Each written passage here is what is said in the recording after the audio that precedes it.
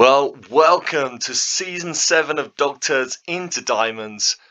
We are ready to start season 7 of this Road to Glory save, and this one is going to be interesting. We are nearly £500,000 in debt, and we have had our wage budget slashed by £2,000 per week.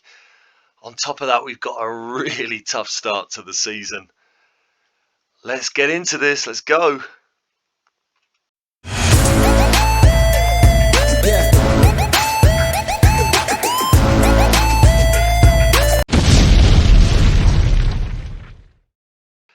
Yes, welcome back to season 7 of Dog Turds into Diamonds. We are here turning Dog Turds into Diamonds with AFC Rushden and Diamonds, and we are ready to start our third Vanarama National League campaign.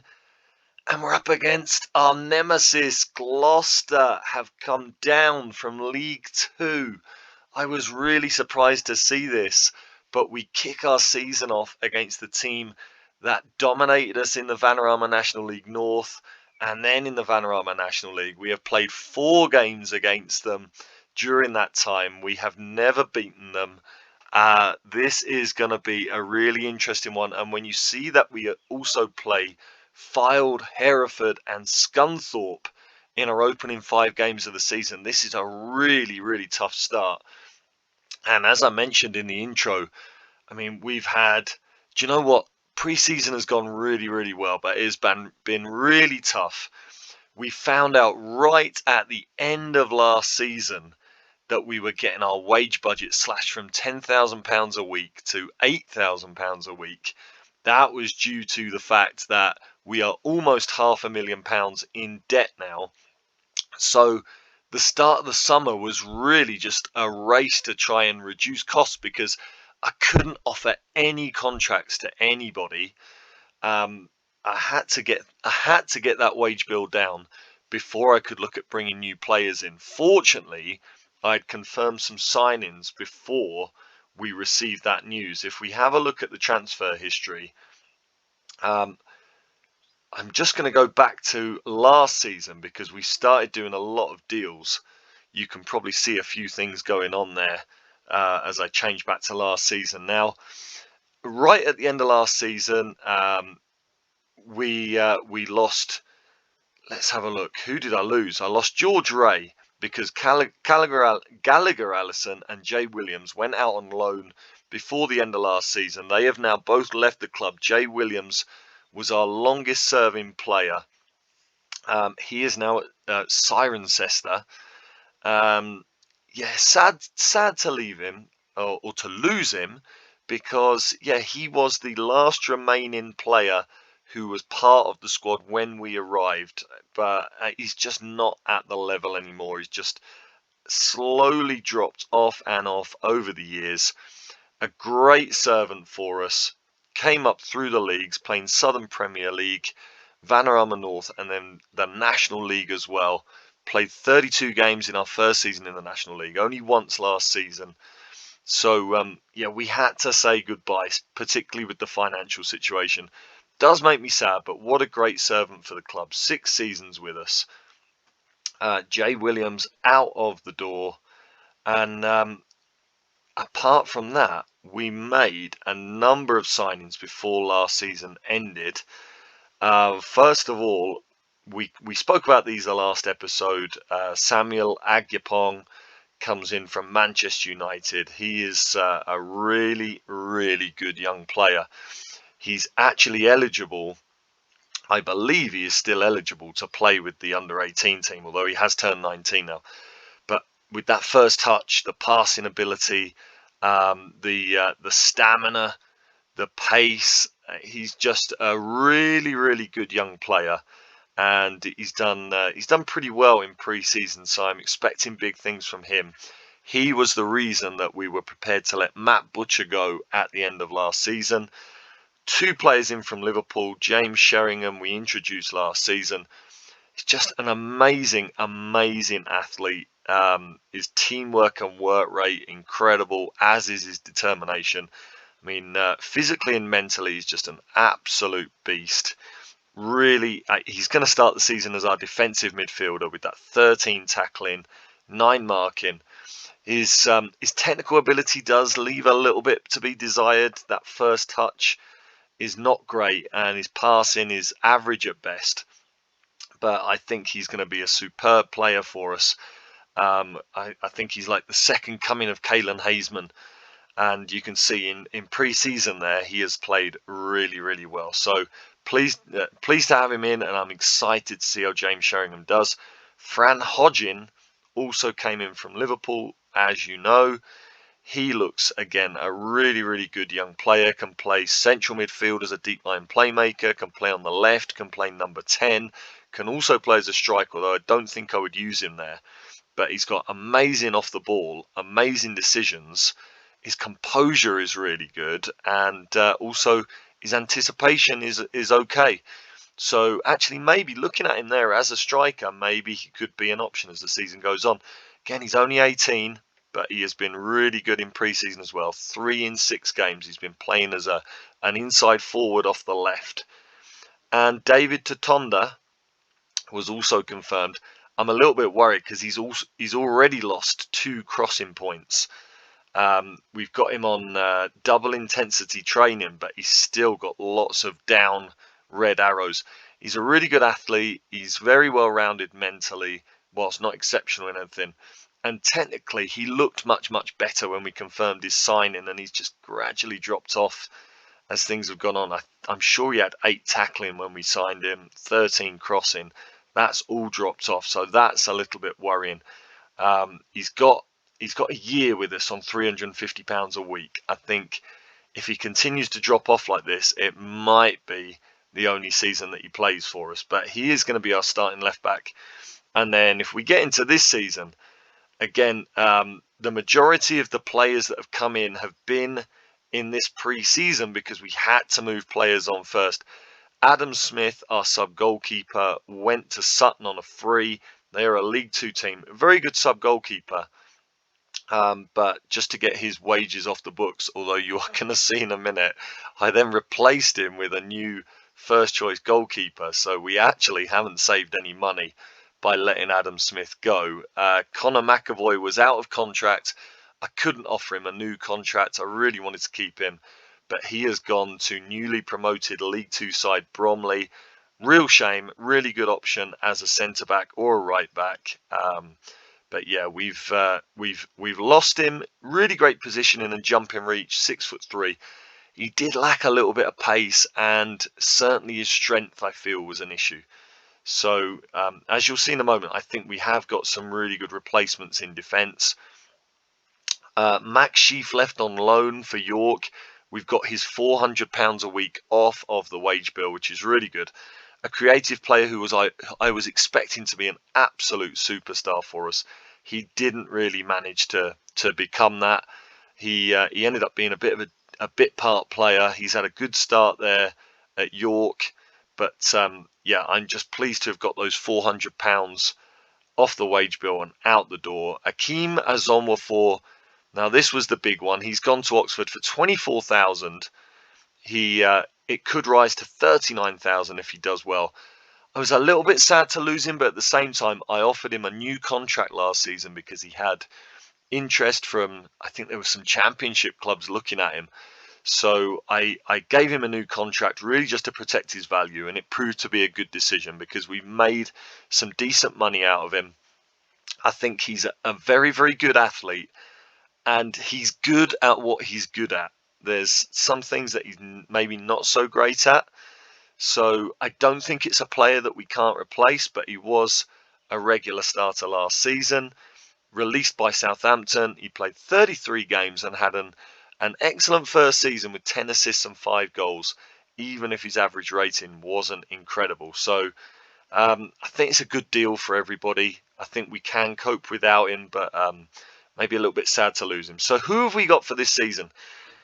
The first 2 signings that I bought in were loans, and I was able to bring these guys in because they did not cost us anything. So there was no reason to try and get round the budget. Now, Daniel Ngoma is a 23-year-old centre-back. We've got him on loan from Accrington Stanley. Um, I bought him in because I was desperate for a centre-back. Like I say, he was available for free. He's maybe not the greatest centre-back in the world, but 11 marking and 13 tackling is really good, even if his heading is poor. But he's 6'3" and has 16 jumping reach, so maybe that can compensate for the poor heading. He's just a solid, well-rounded defender, really. Again, technically he's not very good, but he's got 16 positioning, which is incredible. He's really determined and aggressive, so he's going to get first to the ball. And his concentration is great. His anticipation is decent. So overall, just a solid centre back to come in at this level. I think he'll do really well for us. He's going to start the season on the bench or as a backup, but he's not costing us anything. I think he's good quality. Jerome Colwill, we bought him from Newport County on loan. He is a striker or a right winger. Physically, he's a really, really good athlete. Mentally, he's very, very good. 13 off the ball, 13 determination. His 11 composure is good. He can dribble, he's got good first touch, and he can pass. So as maybe an inside forward on the right, he's a decent option to link up with a striker and could maybe end up with a few assists and hopefully 1 or 2 goals. Again, he's going to be a backup. He's not costing us anything. I think he's a really, really good squad member. So that's Jerome Colwill. We then started to, once we got these players out the door, we started to have a little bit of money to play with to bring in other players. Tommy Reid is our new first choice goalkeeper. He has come in. Where did he get released from? He got released from Brighton. And if we just compare him to Sam Blair, who has obviously been our first choice goalkeeper for a long time now, you can see that the two on the polygon look kind of similar, but if we look at the ratings, Tommy Reid is a technically better goalkeeper. I really love that those 14 reflexes. It's a decent little upgrade in terms of the ability to just stop a shot that maybe he shouldn't get to. Mentally, he's nowhere near as good as Sam Blair, but then physically, there's no comparison between the two. So Tommy Reid has been our first choice goalkeeper in pre-season. I think these two are going to have a little bit of a battle for the shirt as the season goes on. I did get another goalkeeper in on trial as pre-season went on who was better than both of them. But by that point, I mean, I just couldn't, with the wage budget as it is, I just couldn't justify bringing in another goalkeeper and having 3 highly paid goalkeepers on the books. Who else? Marinos Mikhail. He has come in, and I'm really excited about this guy. Released by Everton, a young Cypriot under-21 international. Expect him to be a full international by the end of this season. He looks incredible, Marinos Mikhail. He can play as a midfielder, as the number 10, as a right winger. I've been using him as an inside forward on the right through pre-season.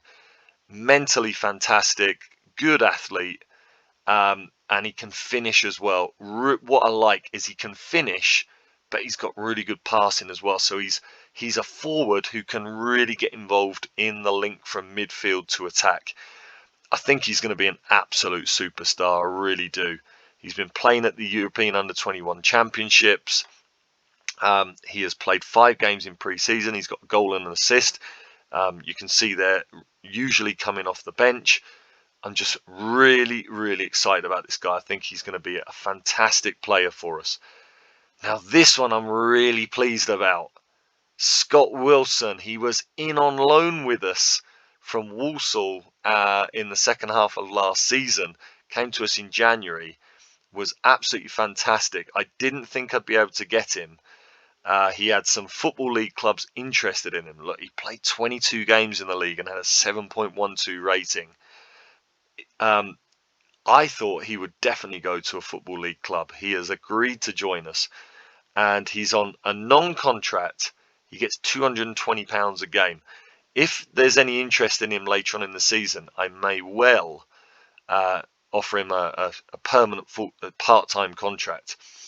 So Scott Wilson, again, at the end of last season, I was looking for centre-backs. We really ended the last season knowing that we were going to lose all of our centre-backs. It looked like a real problem area. So to get Scott Wilson in to continue with us, I'm really pleased with.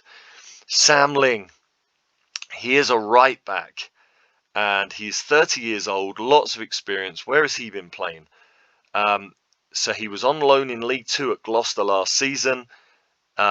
He's been at Wrexham, although he didn't play a game for them. Look, before that, Dagenham and Redbridge, he's played League Two, he's played Vanarama National League, loads of experience. Athletically, he's all right. Mentally, he's good. And technically, in terms of what you want from a defender and a right back, I think he's excellent. And he's only on £150 a week.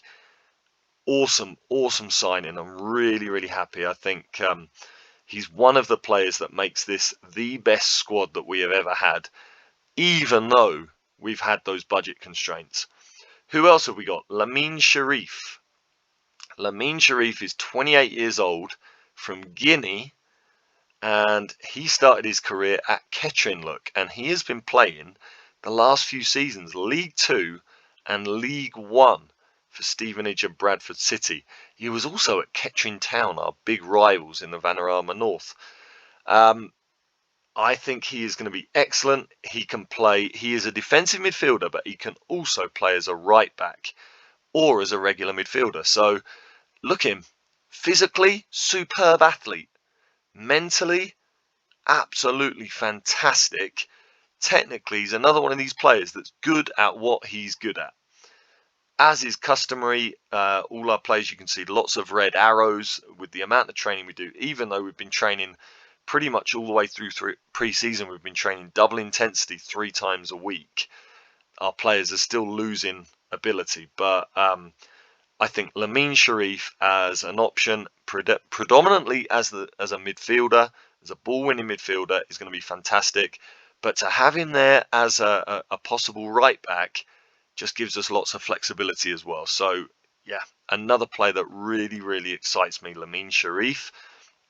And Pablo Martinez was the last player I bought in. Now, again, due to the budget constraints, I had 3 centre-backs that I think were absolute League Two quality on trial.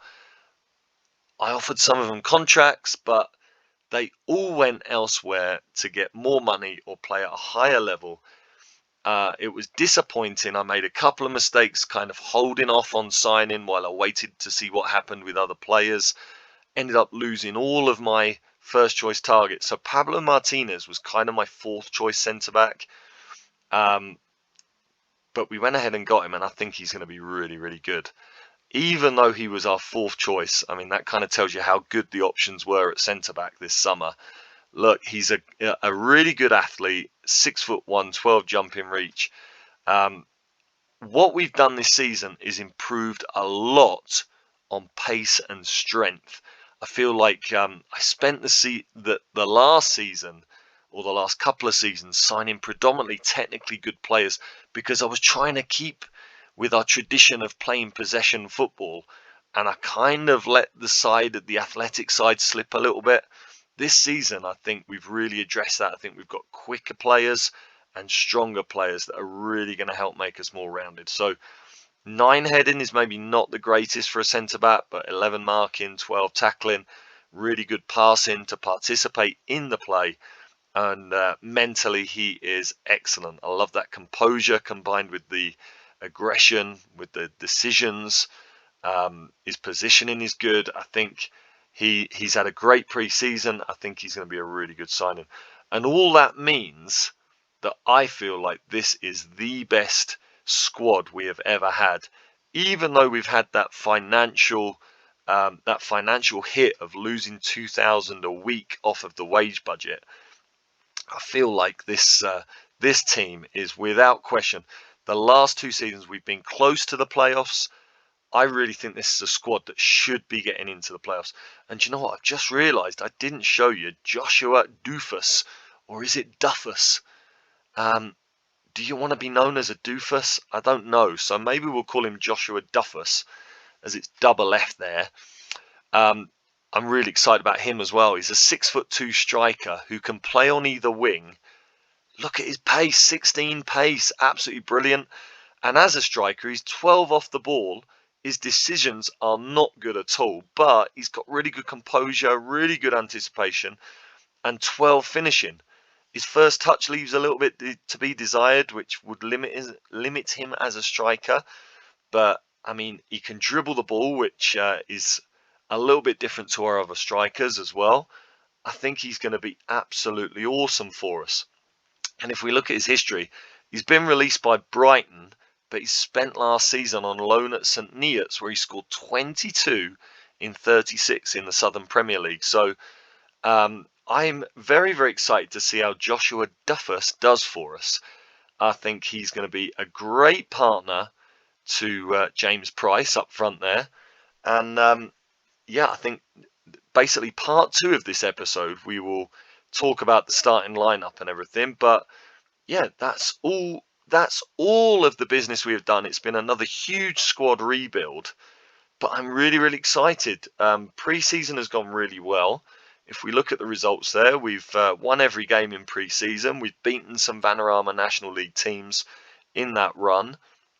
I'm really, really positive about this season at the moment, even with the tough start we've got. And I'll just finish off showing you the end of season results. Our last 4 games, we won 2 and lost 2. The 2 that we won were against relegated sides, Barnet and Barrow, so they weren't really challenges. The 2 that we lost were against top of the table sides. 3-2 against Stockport was really depressing. And the defeat against Scunthorpe was when we had a sending off in the first half at 1-1 and ended up losing 3-1. So that I forgot to talk about it in the end of season review, but you can see why there. We finished the season pretty horribly. Yeah, best to move on from that and hopefully look for better things this season, starting with Gloucester away. Just finish off. We started in the intro with it, but yeah, the wage budget is 8,000 a week now. We are nearly $500,000 in debt. The Azonwa for sale has saved us from being over the $500,000 mark. We are still £680 over the wage budget, so we've still got to try and reduce it. I've been trying to do that by moving on. Last season's player of the season, George Lloyd, he is on £575 a week. So if we can get him out the door, it would just about bring us down to budget, which I think is incredible considering how much we had to lose off the budget and how many players we've brought in. I think getting somewhere close to it is a real achievement. I'm going to offer him out. We had an offer from Bristol Rovers at the start of pre-season, which the board implored me not to accept because they thought it was very low. I think it was about 15,000 or something. We asked Bristol Rovers to up their bid to 40,000. They refused and backed out of the deal. The only other offer we've had all season was a loan offer, which George Lloyd turned down. That is very disappointing. I am going to offer him out for free, just with arranging a friendly and maybe a percentage of next sale. See if anyone bites on it. He's got no one interested right now. During pre-season, he has had lots of people interested in him. He's the last player really that I really want to get off the books because he's such a high earner. Liam Gibbs I gave a new contract to, which I'm really pleased that I was able to do, as I have a little hiccup there. He's accepted £50 a week less than what he was on, which is really pleasing. And he is now our vice captain. Now that George Ray has left us and Jay Williams has left us, Liam Gibbs is the vice captain and Staunton is the new captain of the team. Yeah, just to finish off with George Lloyd, hopefully someone will bite on a free transfer for George Lloyd, which would be really good. And Sam Cornish, he is on a non-contract and he makes 275 an appearance. So if I could get those 2 off the books, that would just about balance the wage budget. I'm going to keep Sam Cornish around for the moment, but I think with the midfield options that we have now, he is expendable. We'll see what happens there. But yeah, and to get near the wage budget, I need to get George Lloyd off the books. Just give Josh Staunton his dues. He's the new captain. He was our right back last season. Like everybody, he's losing ability, but I think he's a decent right back. It's kind of the last position he can play. I should actually set him to be training that position. Yeah, he's training to be as a centre back. I'm going to train him to be a full back on support there. But yeah, Josh Staunton, the new club captain since George Ray left. Hopefully he'll do very well in that role. We have lost a little bit of leadership from the team, but like I say, I think this is an incredible squad that should be making playoffs this season. I think there's no excuses now. Got to do it. So there you go. Click on the link for part 2, and we are going to do Gloucester away and Fylde at home to start our season. 2 really, really tough games. And again, you can see, looking at our opening, Gloucester away, Fylde at home, Hereford away, Scunthorpe away, Chester away, Kings Lynn at home, Torquay away, Woking at home. This is an incredibly tough start. So if we get through this start well, I think we can have good expectations for the season. And of course, the FA Cup fourth qualifying round, that is going to be absolutely huge. The financial situation dictates that we need to get to the first round of the FA Cup at least this season. So let's see what happens there. Anyway, click on the link for part 2 of today's episode. Gloucester away, Fylde at home. Let's see if we can get off to a good start here. Yeah, we will see you on the other side of that link. Let's see what happens.